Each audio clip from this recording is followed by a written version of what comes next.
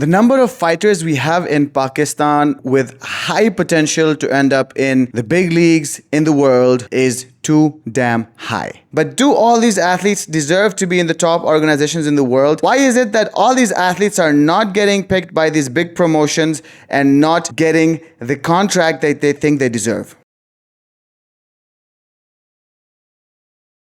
Assalamu alaikum, ladies and gentlemen. Welcome back to another episode of Unfiltered Thoughts with your boy Kratos, aka Ulumi Kareem. Today I wanted to discuss a very important thing that recently popped up in my Instagram comments. If you don't follow me on Instagram, you should do it right now. And these comments were saying that there are a lot of Pakistani athletes who deserve to be in big promotions, but they are not in the big promotions and we should do something about it. So I want to talk about the possibilities and the reasons, in my opinion, because of which these athletes are not getting signed by the big promotions. अच्छा जी, तो मैं अब switch करूंगा उर्दू में, क्योंकि जितने भी हमारे मिक्स्ड मार्शल आर्ट्स के एथलीट्स हैं, मेजॉरिटी जो उनमें है वो ये चाहते हैं कि मैं उर्दू में बात करूं, तो मैं उर्दू में आप सबसे मुखातिब होऊंगा। तो सबसे पहली बात, जो सवाल जो उठता है, जो वीडियो बनाने का मकसद है, वो ये है कि क्या वजह है कि आप लोग बड़े ऑर्गेनाइजेशंस, बड़े प्रमोशंस में साइन नहीं हो रहे?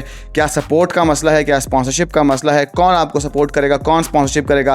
ये जो हम एक रोना रोते हैं कि यार हमें सपोर्ट नहीं मिलती, तो ये सपोर्ट से हमारा मतलब क्या है, आज इसके ऊपर बात करते हैं। अच्छा जी, सबसे पहली बात तो ये है कि जो हमारे दिमाग में एक मिसकंसेप्शन है कि यार हमें सपोर्ट नहीं मिली तो हम बड़े प्लेटफॉर्म्स पर जाके लड़ नहीं सके। जितने भी मिक्स मार्शल आर्ट्स के एथलीट हैं, बाकी कॉम्बैट स्पोर्ट एथलीट्स की मैं बात नहीं कर रहा हूँ, जो मिक्स मार्शल आर्ट्स के एथलीट हैं, उनसे मैं ये एक बात बोलना चाहूँगा कि मिक्स मार्शल आर्ट एक प्राइवेट स्पोर्ट है।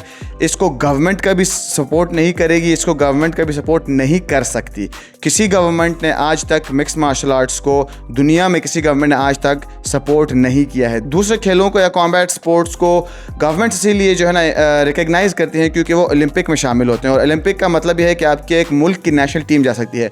मिक्स मार्शल आर्ट एक प्राइवेट खेल है, तो सबसे पहले मैं आपको ये बात बता दूं कि इस खेल की हुकूमती सरपरस्ती नहीं हो सकती। अच्छा जी, अब जब हमने हुकूमत को वहाँ से साइड पे कर दिया, तो अब हम किस तरह आगे बढ़ सकते हैं? देखें, हमारे पास जिम्स हैं, हमारे पास मैनेजर्स हैं, हमारे पास प्रमोशंस हैं। सबसे बेहतरीन तरीका मेरी नज़र में ये होता है कि हम लोग अपना एक एमेचर करियर बनाएं। जब उस एमेचर करियर में हम प्रोग्रेस कर जाएं और हमारी जो फाइट्स हैं वो बोरिंग ना हो, एंटरटेनिंग फाइट्स हों। एंटरटेनिंग फाइट्स का मतलब है फिनिशेस हों, अच्छे फिनिशेस हों, जिस तरह इस्माइल की फाइट्स की फिनिशेस थी, जिस तरह मुश्तबा की फाइट्स की फिनिशेस थी। जब आपके पास ऐसे फिनिशेस होती हैं तो आपको बड़ी प्रमोशंस खुद नोटिस करते हैं। जब वो आपको नोटिस करते हैं तो वो आपको खुद बुलाते हैं, आपको साइन करते हैं, आपको मैसेज करते हैं कि भाई आओ आप हमारे प्रमोशन में लड़ो। हर बड़ी प्रमोशन, हर अच्छी प्रमोशन यही चाहती है कि उनके पास सबसे एक्साइटिंग फाइट्स हों, सबसे एक्साइटिंग फाइटर्स हों, सबसे बेहतरीन फाइटर्स हों, क्योंकि वो चाहते हैं कि वो टिकट्स बेचें, वो चाहते हैं कि पेपर व्यूज बिकें, वो चाहते हैं कि लोग उनका शो देखें। आपका जैसा मर्जी अनबीटन रिकॉर्ड हो, उससे कोई फर्क नहीं पड़ता। अगर आपकी सारी फाइट्स बोरिंग है, आपको कोई प्रमोशन साइन नहीं करेगी। यही वजह है, यही एक बहुत सॉलिड पॉइंट है जिसकी वजह से आप देखें कि वन लुम्पिनी जो शुरू हुआ है उसके अंदर नॉकआउट के ऊपर $10,000 का बोनस मिलता है। तो अगर इतने पैसों का बोनस फाइट फिनिश करने के ऊपर मिलता है, तो आप इमेजिन करें कि वो फाइट्स देखने के लिए कितने लोग बेचैन होंगे और उन फाइट्स के ऊपर कितने लोगों की नजरें होंगी। तो ये एक बहुत बड़ी खूबी है जो कि हर प्रमोशन देखती है उस फाइटर के अंदर जिसको वो साइन करना चाहती है। अब हम आगे बढ़ते हैं कि आपको अच्छी फाइट्स कैसे मिले। आप किसी को जानते नहीं हैं, आपके पास कोई अच्छा मैनेजर नहीं है। जिस जिम में ट्रेन करते हो, आपको जिम में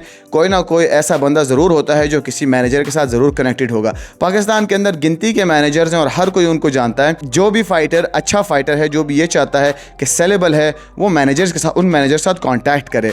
मुझे पता है आप सब कि जो है ना, मुझे हमारे उस्ताद को वो बंदा पसंद नहीं है, फलाने को वो बंदा पसंद नहीं है, लेकिन अगर आपको अच्छा करियर बनाना है तो ऑब्वियसली आपको उनके साथ काम करना पड़ेगा। चलो मान लिया कि आप उनके साथ भी काम नहीं करना चाहते, तो आप ये देखें कि आपके मुल्क से बाहर इर्द गिर्द करीबी ममालिक में कौन से ऐसे मैनेजर्स हैं जो आपके साथ काम करना चाहेंगे। तो आप उन मैनेजर्स को कॉन्टैक्ट करके उनके साथ आप जो है ना कोई कॉन्ट्रैक्ट साइन कर लें, उनके साथ आप साइन होकर आप बड़े प्रमोशन में लड़ सकते हैं, आगे बढ़ सकते हैं। अच्छा जी, एक बात इसमें यह आती है कि हम मैनेजर के साथ साइन करेंगे तो हमें जो है ना वो हमसे पैसे लेते हैं। ऑब्वियसली दुनिया में हर एक चीज़ बिजनेस है, फाइट भी एक बिजनेस है। कोई आपको क्यों साइन करेगा? अगर आपको देखने के लिए लोग टिकट्स नहीं खरीदते तो कोई आपको ना फाइट देगा ना आपको साइन करेगा। और अगर आप किसी को, अपने मैनेजर को कोई कट नहीं देते, दुनिया में यही होता है 20 से 25% जो है ना आप अपना कट पे करते हो। जब आप वो कट पे नहीं करते तो आपको कोई मैनेजर क्यों मुफ्त में फाइट दिलाएगा? दुनिया में कहीं ऐसा नहीं होता। चाहे वो खबीब हो, चाहे वो कॉनर हो, उनके मैनेजर्स भी उनसे कट उठाते हैं। तो आप इसको एक खर्चा नहीं बल्कि एक इन्वेस्टमेंट समझें अपने करियर के ऊपर। अब हम अगर बात करें पाकिस्तानी एथलीट्स और पाकिस्तानी मिक्स मार्शल आर्ट्स के मैनेजर्स की, तो एथलीट्स बहुत ज़्यादा हैं, मैनेजर्स गिनती के हैं। लेकिन अगर हम ये देखें कि मैनेजर्स उन एथलीट्स को क्यों नहीं साइन करते, तो उसकी मल्टीपल वजूहात होती हैं। ऑब्वियसली हम ऐसे मुल्क में रहते हैं, हमारा मुआशरत कुछ इस तरह का है कि हम लोग आपस में यूनाइट होने के बजाय आपस में तफरुक़े में होते हैं कि फ़लाना इस टीम से आता है तो फ़लाने के उधर कनेक्शंस हैं, तो इस बंदे के साथ ये लोग जुड़े हुए हैं तो मैंने इनके साथ काम नहीं करना है। अगर आप आगे ग्रो करना चाहते हैं तो ये पर्सनल मसले मसाइल हैं, इन सब चीज़ों को आपको नज़रअंदाज करना पड़ेगा और उन लोगों के साथ काम करना पड़ेगा।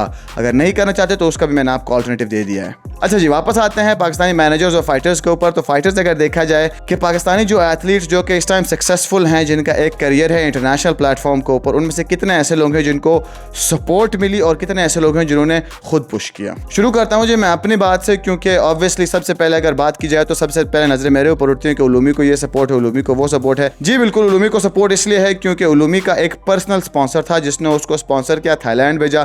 थाईलैंड में जाके जब फाइटर लड़ी, ऑब्वियसली स्टाइलिस्टिकली अच्छी फाइटर थी, लोगों को पसंद आई, तो उसको मीडिया ने भी इसी बात पे उठाया कि यार लोग इसको देखते हैं तो हम भी इसको प्रमोट करेंगे। मैं एक बात आपके साथ यहाँ शेयर करूं कि मेरा जो सबसे पहला स्पॉन्सरशिप था वो मेरे एक टीममेट को दे दिया गया था, लेकिन मेरा वो टीममेट 6 महीने में भी अपना पासपोर्ट नहीं बनवा सका, तो वो स्पॉन्सरशिप वापस मेरे पास आ गई, जिसकी वजह से मैं थाईलैंड आया और मैं ट्रेनिंग करना शुरू हो गया। तो उस ट्रेनिंग कैंप की बदौलत मुझे 2014 नवंबर में फ़ाइट मिली जहाँ पर मैंने परफॉर्म किया, और उस फाइट की परफॉर्मेंस ऐसी थी कि मुझे एक और टीम ने खुद अप्रोच किया कि आप हमारे पास आओ, हमारे पास ट्रेन करो और हम आपको स्पॉन्सर करना चाहते हैं। फिर जब मैंने वो वाली अपॉर्चुनिटी अवेल की तो वहाँ से मुझे एक और फाइट मिली, वहाँ से एक और फाइट मिली, और करते करते नाम बनता गया, फाइट्स मिलती गई। अच्छा जी, अब हम बात लेके आते हैं दूसरी तरफ कि आपके पास सपोर्ट नहीं है, स्पॉन्सरशिप नहीं है, कोई भी मदद नहीं है, तो आपको तब क्या करना चाहिए। तो इस बात पे मेरे पास 2 एग्जांपल्स हैं। पहली एग्जांपल है इस्माइल खान की, जिसने अपना एमेचर रिकॉर्ड बनाया। एमेचर रिकॉर्ड बनाने के बाद उसने प्रो सर्किट पाकिस्तान में ही लड़ा, एक्टिवली लड़ता रहा, फाइट्स ढूंढता रहा, लड़ता रहा, और जब लड़ता रहा उन फाइट्स की बदौलत, उसके स्टाइल की बदौलत, उसके फिनिशेस की बदौलत उसको कादिया एमएमए वालों ने जो है ना फाइट दिलवा दी। आई एम नॉट श्योर अगर कादिया ने उसको बुलाया या उसके मैनेजर्स ने और उसके कोचेज ने कादिया वालों से बात की। आपको भी यही करना है कि आपके कोचेज, आपके मैनेजर्स को आपके लिए स्ट्रगल करनी होगी। जिस तरह नौकरी ढूंढने के लिए जगह जगह सीवी देनी पड़ती है, इसी तरह